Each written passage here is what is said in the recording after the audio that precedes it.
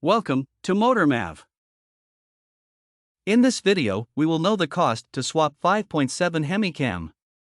On average, it will cost around $1,500 to $2,500 to replace the camshaft on the Hemi engine, without labor expenses, depending on some variables.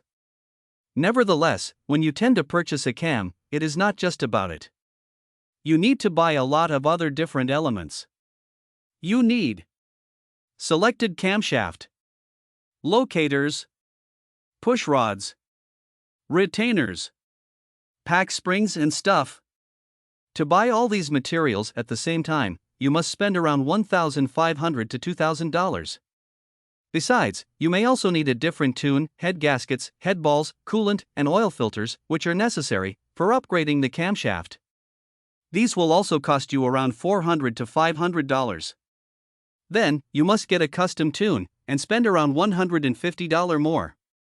You can't avoid the tuner, as it ensures that your vehicle is calibrated for new changes. Sounds good.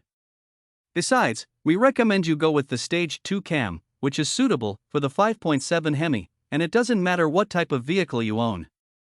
However, the Stage 2 cam will cost you around $1,500.